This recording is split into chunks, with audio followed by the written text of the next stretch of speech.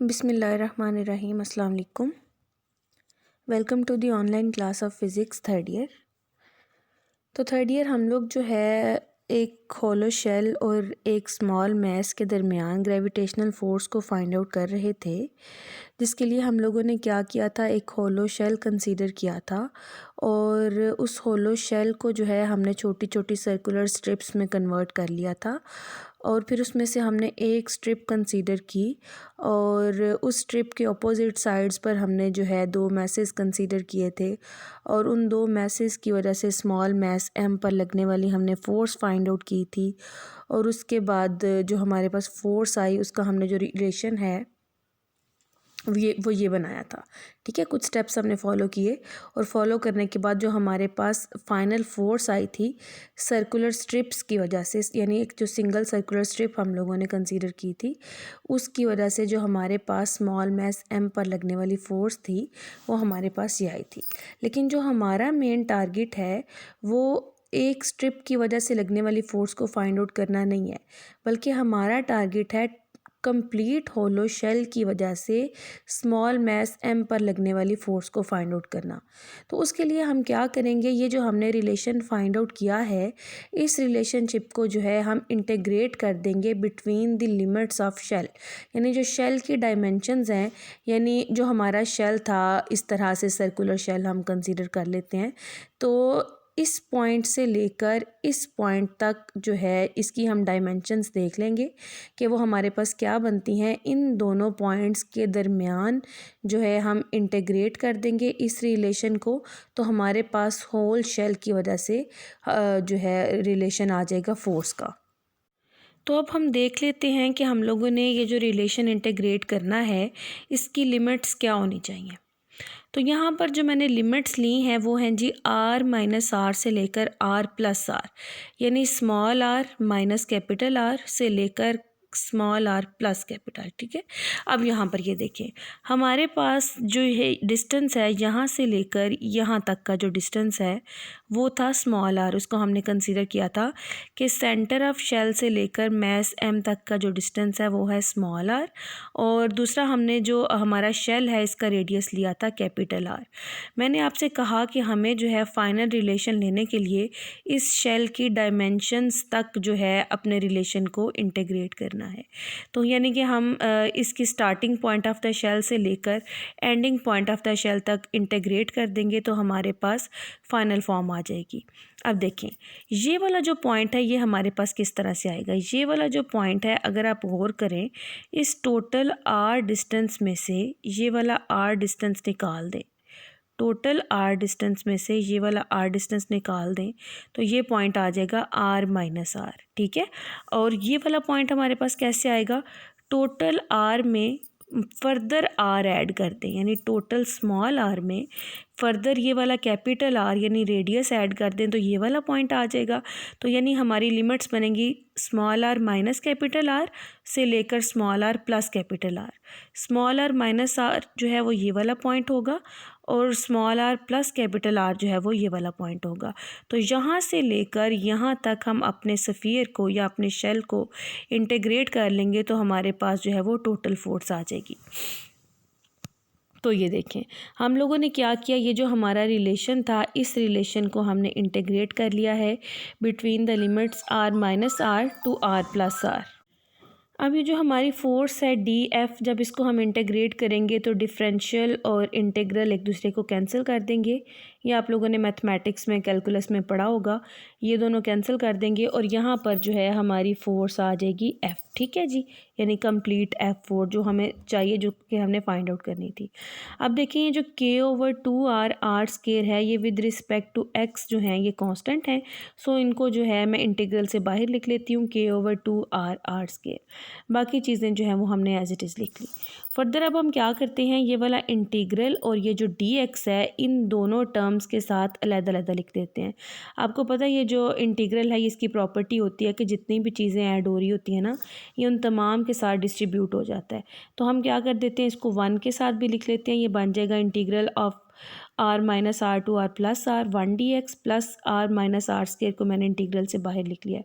Again वही वाला हम यहाँ पर लॉजिक यूज़ करेंगे कि विद रिस्पेक्ट टू एक्स जो है ये आर हमारे कॉन्स्टेंट्स हैं, सो हमने r square minus are square को इंटीग्रल के बाहर लिख लिया, बाकी हमने जो है एक्स रेज टू पावर -2 को इसके अंदर लिख लिया। अब हम क्या करते हैं, इसको इंटीग्रेट कर लेते हैं। k/2 r square as it is रहेगा, 1 की integration with respect to x जो है वो x आ जाएगी। इंटीग्रेशन आप लोगों ने मैथमेटिक्स में पढ़ ली होगी और आपको बेहतर पता होगा कि किस तरह से इंटीग्रेट करते हैं। तो बस इंटीग्रेशन के वही जो रूल्स हैं उन रूल्स को हम इस्तेमाल करते हुए 1 की इंटीग्रेशन लिख लेते हैं x और लिमिट्स हम इस पे पुट कर लेंगे r प्लस आर से लेकर r माइनस आर। ठीक है जी, प्लस जो है ये r square minus are square as it is मौजूद है। एक्स रेज टू पावर -2 के ऊपर हमने लगाना है पावर रूल, और आपको इंटीग्रेशन का पावर रूल तो पता ही होगा कि आप लोगों ने कैसे जो है साइंस को लेकर आना है और क्या ऐड करना है, सब्ट्रैक्ट करना है, बहरहाल आप इसको बेहतर जानते हैं। तो हम जब इसकी इंटीग्रेशन करेंगे तो ये हमारे पास बन जाएगा -1/x। ठीक है जी, और इसके ऊपर भी हमने लिमिट लगा ली आर प्लस आर से लेकर आर माइनस आर। अब देखें k/2 r square as it is है, x के ऊपर अब हम ये लिमिट्स पुट कर लेंगे, और लिमिट्स पुट करने का भी जो है रूल आपको पता है कि हम लोगों ने क्या करना है। ये जो है upper limit minus lower limit करना होता है। तो अपर लिमिट है आर प्लस आर, ये लगाया, माइनस लगाया और लोअर लिमिट लगा दिया। उसके बाद ये r square minus are square को एज इट इज़ रखा। ये वाला जो माइनस है ये इस प्लस के साथ इंडल्ज होगा, और प्लस माइनस माइनस हमारे पास आ गया, और साथ जो है वो r square minus are square as it is है, और एक्स रेज टू पावर -1 कर लिया इसको मैंने। ये 1/x था ना, इसको हम लिख लेंगे तो ये x raise to power minus बन जाएगा, आर प्लस आर से r minus are.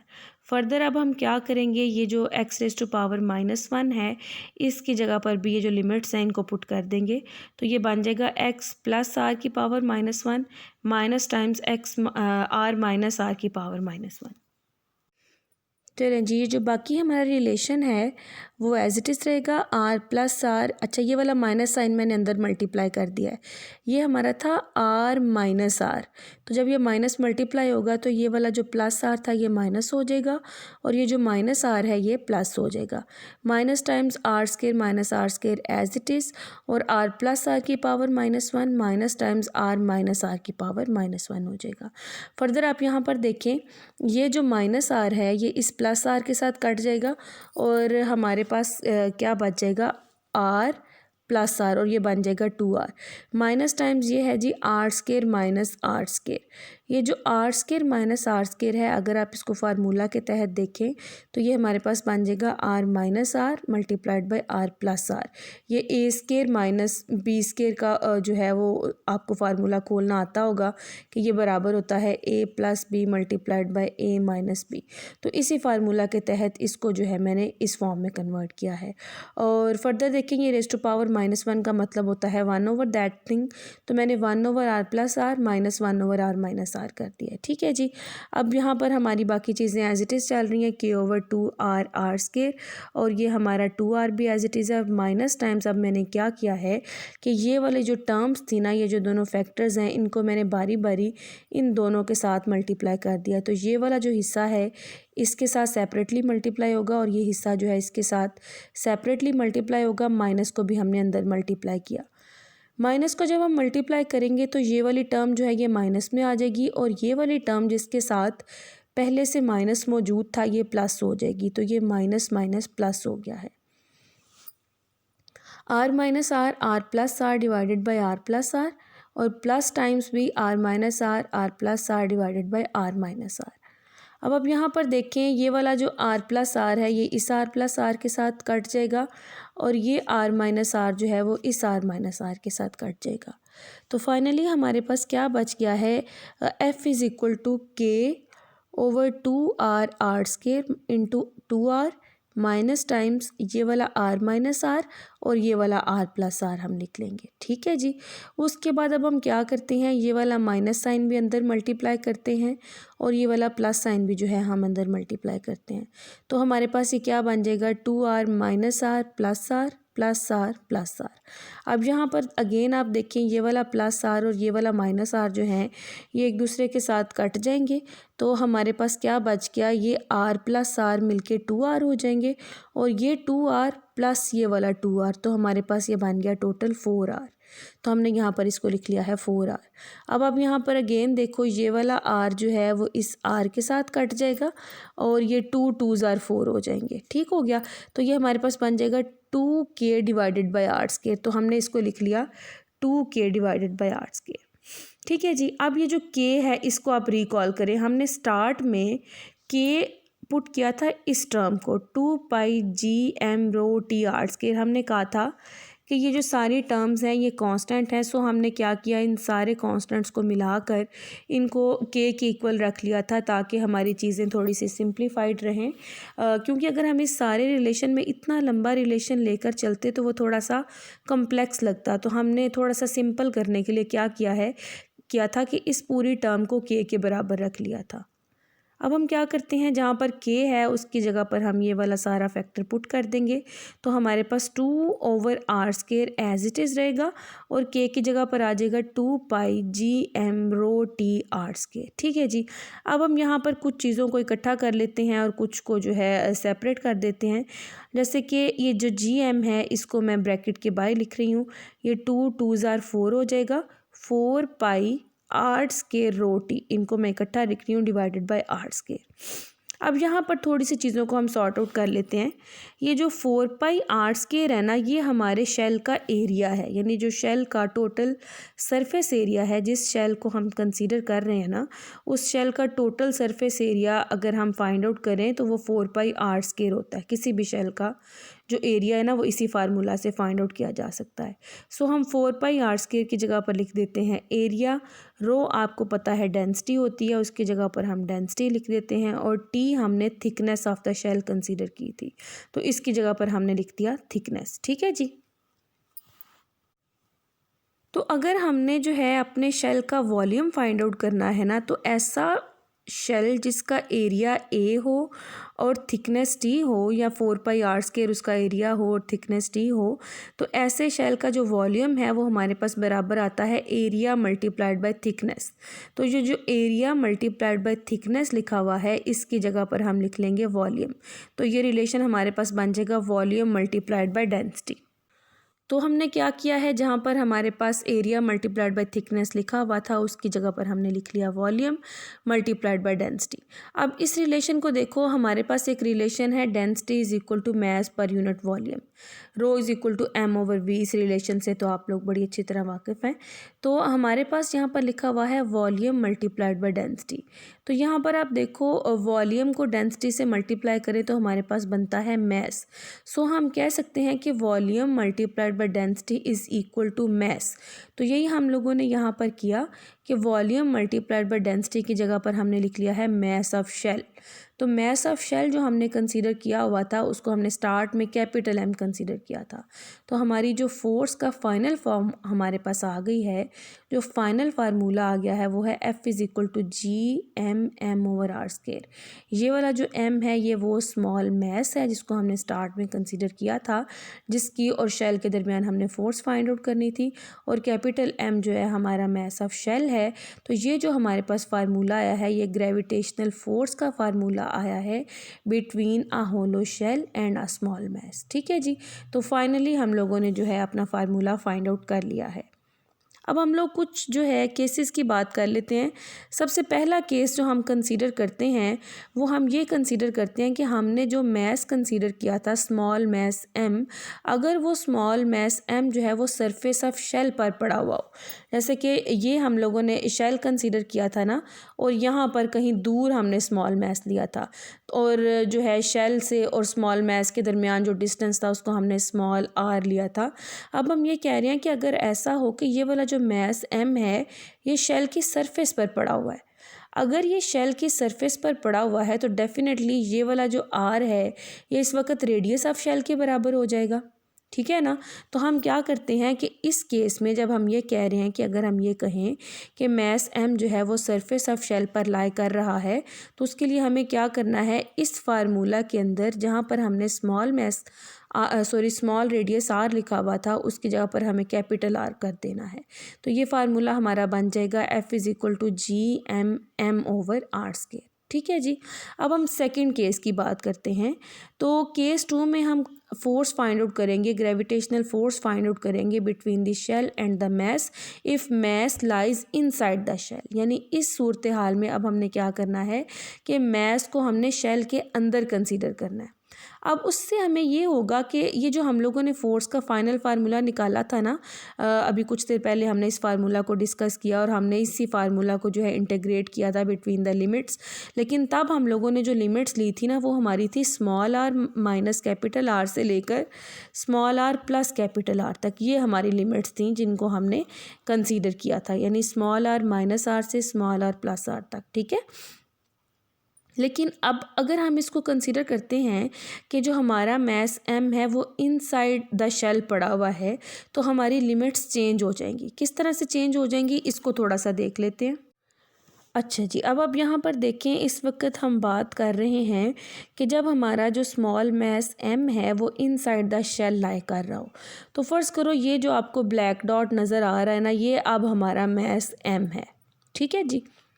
Mass m का जो हम लोगों ने सेंटर ऑफ शेल से डिस्टेंस लिया था वो r था। ठीक है। अब भी हम उसको r ही कंसीडर करते हैं। मास m से सेंटर ऑफ शेल तक का जो डिस्टेंस है वो अब ये डिस्टेंस है। आप लोगों ने इसको बहुत ध्यान से देखना है। ये डिस्टेंस है, यहाँ से लेकर यहाँ तक का ये वाला डिस्टेंस, और इस डिस्टेंस को भी अब हम कंसीडर कर लेते हैं r। ठीक है जी। ये हमारा डिस्टेंस हो गया r। और जो हमारे शेल का रेडियस था वो तो हमारा कैपिटल R है ही, वो हमने पहले से कंसीडर किया हुआ है। अगेन अब हमने शेल को इंटीग्रेट करना है from starting point two ending point. अब हम ज़रा देख लेते हैं कि हमारे स्टार्टिंग पॉइंट की क्या जो है पॉइंट्स आएंगे, या क्या हमारी इंटीग्रेशन की लिमिट आएगी, और एंडिंग पॉइंट की क्या लिमिट आएगी। इस पॉइंट को हमने अब लोकेट करना है। टोटल हमारा यहाँ से लेकर यहाँ तक का डिस्टेंस है कैपिटल R। अगर मैं इस कैपिटल R में से ये वाला स्मॉल r माइनस कर दूँ तो हम इस पॉइंट पर आ जाएंगे। ठीक है। और अगर मुझे इस पॉइंट पर जाना है तो इस कैपिटल R में ये वाला स्मॉल r हम ऐड कर दें तो हम इस पॉइंट पर आ जाएंगे। ठीक है। तो ये वाली हमारा पॉइंट जो है, ये जो स्टार्टिंग पॉइंट है, ये बनेंगे capital R minus small r, और ये पॉइंट बनेगा capital R plus small r। ठीक है जी। ये देखिए, स्मॉल r में ये वाला कैपिटल R ऐड किया, यहाँ पर आ गए, और स्मॉल r में से कैपिटल R में से स्मॉल r माइनस किया तो यहाँ पर आ जाएंगे। तो हमारी ये जो लिमिट्स हैं वो अब पहली वाली लिमिट से उलट है।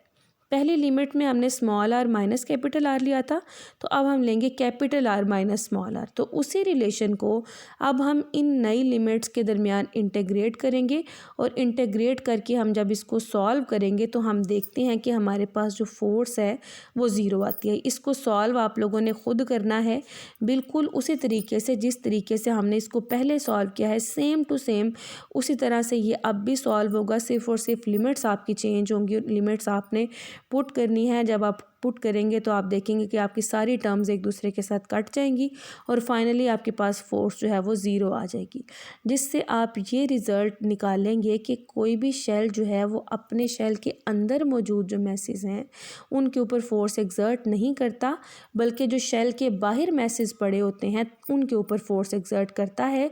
और बिल्कुल इस तरह से एक्सर्ट करता है जैसे कि शेल का जो टोटल मैस है वो उसके सेंटर के ऊपर कंसंट्रेट हो गया हो, और उसका जो सेंटर है वो उस एक्सटर्नल मैस के ऊपर फोर्स जो है वो एक्सर्ट कर रहा है।